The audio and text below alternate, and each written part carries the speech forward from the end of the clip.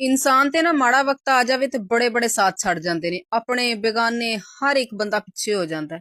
ਇਵੇਂ ਨਾ ਤੁਹਾਨੂੰ ਇੱਕ ਗੱਲ ਸੁਣਾਨੀ ਆ, ਦੋ ਭਰਾ ਸੀ, ਸਕੇ ਭਰਾ ਸੀ, ਤੇ ਇੱਕ ਵਾਵਾ ਅਮੀਰ ਸੀ ਤੇ ਇੱਕ ਵਿਚਾਰਾ ਗਰੀਬ ਸੀ। ਜਿੰਨਾ ਹੀ ਉਹ ਅਮੀਰ ਸੀ ਓਨਾ ਹੀ ਉਹ ਗਰੀਬ ਸੀ ਨਾ। ਉਹਨੂੰ ਬੜੀਆਂ ਗੱਲਾਂ ਕਰਨੀਆਂ, ਤੂੰ ਕੁਛ ਨਹੀਂ ਕਰ ਸਕਦਾ, ਤੂੰ ਜ਼ਿੰਦਗੀ 'ਚ ਕੁਛ ਨਹੀਂ ਬਣ ਸਕਦਾ, ਐਵਰੀ ਟਾਈਮ ਉਹਨੂੰ ਤਾਨੇ ਮਾਰਨੇ।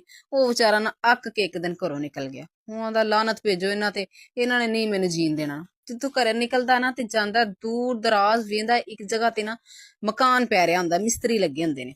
ਉਹ ਖੜੋ ਕੇ ਵੇਖਣ ਲੱਗ ਪੈਂਦਾ। ਉਹ ਮਿਸਤਰੀ ਇਧਰੋਂ ਕੰਧ ਕਰਕੇ ਜਾਂਦੇ ਨੇ ਤੇ ਦੂਸਰੇ ਪਾਸੇ ਜਦੋਂ ਕੰਧ ਕਰਦੇ ਨੇ ਤੇ ਕੰਧ ਡਿੱਗ ਪੈਂਦੀ ਹੈ। ਜਦੋਂ ਉਧਰਲੀ ਕਰਕੇ ਇੱਧਰ ਆਂਦੇ, ਇੱਧਰਲੀ ਡਿੱਗ ਪੈਂਦੀ। ਉਹਨੂੰ ਖੜਾ ਵੇਖ ਰਿਹਾ ਨਾ, ਉਧਰੋਂ ਨਾ ਆ ਜਾਂਦਾ ਮਾਲਕ। ਮਾਲਕ ਕਹਿੰਦਾ, ਹਾਂ ਵੀ ਤੂੰ ਕੌਣ ਹੈ, ਇੱਥੇ ਕਿਉਂ ਖੜਾ ਹੈ? ਉਹ ਆਂਦਾ, ਜੀ ਮੈਂ ਤਾਂ ਜੋ ਵੀ ਆ, ਤੇ ਪਰ ਮੈਂ ਵੇਖ ਹੀ ਰਿਹਾ ਕਿ ਹੋ ਕੀ ਰਿਹਾ। ਤੇ ਉਹ ਮਾਲਕ ਉਹਨੂੰ ਕਹਿੰਦਾ ਕਿ ਤੂੰ ਕਿੱਥੇ ਚੱਲਣਾ? ਉਹ ਆਂਦਾ, ਜੀ ਬਸ ਮੈਂ ਨਾ ਕਿਸਮਤ ਅਜ਼ਮਾਨ ਨਿਕਲਿਆ ਕਿ ਮੇਰੀ ਕਿਸਮਤ ਕੀ ਏ। ਇੰਜ ਕਰਕੇ ਮੈਂ ਬਹੁਤ ਪਰੇਸ਼ਾਨ ਆ ਤੇ ਮੈਂ ਨਾ ਇਸ ਦੁਨੀਆ ਤੋਂ ਅੱਕ ਗਿਆ ਤੇ ਹੁਣ ਮੈਂ ਬਸ ਨਾ ਕਿਸਮਤ ਅਜ਼ਮਾਉਂਦਾ ਫਿਰਦਾ। ਹੁਣ ਉਹ ਮਾਲਕ ਉਹਨੂੰ ਕੀ ਕਹਿੰਦਾ ਕਿ ਚੱਲ ਤੂੰ ਕਿਸਮਤ ਅਜ਼ਮਾਨ ਤੇ ਚੱਲਣਾ ਹੈ ਤੇ ਸਾਡਾ ਵੀ ਕੋਈ ਸੋਲੂਸ਼ਨ ਕੱਢ ਲਈ, ਚੱਲਾ ਤਾਂ ਤੂੰ ਹੈਗਾ। ਜੇ ਕੋਈ ਗੱਲ ਤੈਨੂੰ ਲੱਭੇ ਤੇ ਸਾਨੂੰ ਵੀ ਦੱਸੀ ਕਿ ਸਾਡੀ ਕੰਧ ਕਿਉਂ ਨਹੀਂ ਖਲੋਂਦੀ ਪਈ। ਉਹ ਆਂਦਾ, ਜੀ ਠੀਕ ਹੋ ਗਿਆ। ਉਹ ਨਾਲ ਹੀ ਗੱਲ ਕਰਕੇ ਟੁਰ ਪੈਂਦਾ। ਅੱਗੇ ਜਾਂਦਾ ਉਹਨੇ ਨਾ ਦਰਿਆ ਅਬੂਰ ਕਰਨਾ ਹੁੰਦਾ, ਦਰਿਆ ਕ੍ਰਾਸ ਕਰਨਾ ਹੁੰਦਾ। ਉੱਥੇ ਉਹਨੇ ਕਛਵਾ ਮਿਲਦਾ। ਕਛਵਾ ਉਹਨੂੰ ਪੁੱਛਦਾ, ਹਾਂ ਵੀ ਕੌਣ ਤੇ ਕਿੱਧਰ? ਉਹ ਆਂਦਾ, ਯਾਰ ਕਿੱਧਰ ਜਾਣਾ, ਕਿਸਮਤ ਅਜ਼ਮਾਨਾ ਫਿਰਦਾ। ਉਹ ਆਂਦਾ, ਅੱਛਾ ਆ ਮੇਰਾ ਵੀ ਇੱਕ ਹੱਲ ਕੱਢ। ਕਹਿੰਦਾ, ਕੀ? ਕਹਿੰਦਾ, ਮੈਂ ਰਹਿਣਾ ਤਾਂ ਪਾਣੀ 'ਚ ਪਰ ਦਿਲ ਤੇ ਨਾ ਹਰ ਵਕਤ ਅੱਗ ਲੱਗੀ ਰਹਿੰਦੀ, ਮਤਲਬ ਅੰਦਰੋਂ ਦਿਲ ਸੜਦਾ, ਸਮਝ ਨਹੀਂ ਆਉਂਦੀ। ਉਹ ਆਂਦਾ, ਠੀਕ ਹੈ ਯਾਰ, ਜੇ ਮੈਨੂੰ ਕੋਈ ਸੋਲੂਸ਼ਨ ਲੱਭਿਆ ਮੈਂ ਤੈਨੂੰ ਵੀ ਦੱਸ ਦਿਆਂਗਾ। ਅੱਗੇ ਜਾਂਦਾ, ਜਦੋਂ ਦਰਿਆ ਕ੍ਰਾਸ ਕਰ ਲੈਂਦਾ, ਪਰਲੇ ਪਾਸੇ ਲੱਗੇ ਹੁੰਦੇ ਆ ਆਲੂ ਬੁਖਾਰੇ। ਇੱਕ ਆਲੂ ਬੁਖਾਰਾ ਤੋੜਦਾ, ਭੁੱਖ ਲੱਗੀ ਹੁੰਦੀ ਹੈ। ਜਦੋਂ ਉਹਨੂੰ ਖਾਂਦਾ ਹੈ ਨਾ ਤੇ ਉਹ ਕੜਵਾ ਹੁੰਦਾ, ਜਦਕਿ ਆਲੂ ਬੁਖਾਰਾ ਮਿੱਠਾ ਹੋਣਾ ਚਾਹੀਦਾ। ਉਹਨੂੰ ਬੜੀ ਕਾਵੜ ਚੜਦੀ ਉਸ ਬੂਟੇ ਤੇ ਕਿ ਹੈ ਆਲੂ ਬੁਖਾਰਾ, ਲੇਕਿਨ ਇਹ ਇੰਨਾ ਕੜਵਾ। ਉਹ ਨਾ ਉਹਦੇ ਅੱਜ ਕੋਈ ਚੀਜ਼ ਹੁੰਦੀ, ਉਹ ਕਹਿੰਦਾ ਮੈਨੂੰ ਅੱਜ ਵੱਢਾਂਗਾ ਬੂਟੇ ਨੂੰ, ਮੈਂ ਖਾ ਰਿਹਾ ਕੜਵਾ, ਕੋਈ ਹੋਰ ਖਾਏਗਾ ਤੇ ਮੈਂ ਇਹਨੂੰ ਰਹਿਣ ਨਹੀਂ ਦੇਣਾ। ਉਹ ਜਦੋਂ ਉਹਨੂੰ ਵੱਢਣ ਦੀ ਕੋਸ਼ਿਸ਼ ਕਰਦਾ ਨਾ ਤੇ ਬੂਟੇ 'ਚ ਆਵਾਜ਼ ਆਉਂਦੀ ਹੈ ਕਿ ਯਾਰ ਮੈਨੂੰ ਕਿਉਂ ਵੱਢ ਰਿਹਾ? ਤੂੰ ਮੈਨੂੰ ਇਹ ਦੱਸ, ਮੈਂ ਵੀ ਇਹ ਸੋਚਦਾ ਰਹਿਣਾ ਕਿ ਮੈਨੂੰ ਮਿੱਠਾ ਹੋਣਾ ਚਾਹੀਦਾ, ਮੈਂ ਕਿਉਂ ਕੜਵਾ? ਤੇ ਤੂੰ ਮੈਨੂੰ ਵੱਢ ਨਾ, ਮੇਰਾ ਕੋਈ ਹੱਲ ਕੱਢ। ਉਹ ਆਂਦਾ, ਚਲੋ ਤੇਰਾ ਵੀ ਕੋਈ ਹੱਲ ਕੱਢ ਦੇ। ਤੁਰ ਪੈਂਦਾ। ਆਗਾ ਨਾ ਦੂਰ ਉਹਨੂੰ ਇੱਕ ਝੌਂਪੜੀ ਨਜ਼ਰ ਆਉਂਦੀ ਹੈ।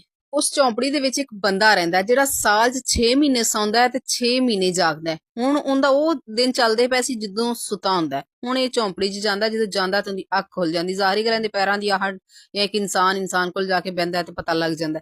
ਉਹ ਉੱਠ ਪੈਂਦਾ, ਉਹਨੂੰ ਪੁੱਛਦਾ, ਹਾਂ ਬਈ ਤੂੰ ਕੌਣ ਹੈ? ਮੈਨੂੰ ਸਾਰਾ ਦੱਸਦਾ ਹੈ ਕਿ ਇੰਝ ਇੰਝ ਕਰਕੇ ਮੈਂ ਬਹੁਤ ਗਰੀਬ ਬੰਦਾ ਤੇ ਮੈਨੂੰ ਨਾ ਦੁਨੀਆ ਵਾਲੇ ਜੀਣ ਨਹੀਂ ਦਿੰਦੇ, ਮੈਂ ਬਹੁਤ ਪਰੇਸ਼ਾਨ ਆ ਤੇ ਕਿਸਮਤ ਆਜ਼ਮਾਦਾ ਫਿਰਦਾ। ਉਹਨੂੰ ਕੋਈ ਬਜ਼ੁਰਗ ਸੀ, ਉਹਨੇ ਕਿਹਾ, ਠੀਕ ਹੈ ਤੂੰ ਜਾ, ਅੱਜ ਤੋਂ ਤੇਰੀ ਕਿਸਮਤ ਖੁੱਲ ਗਈ।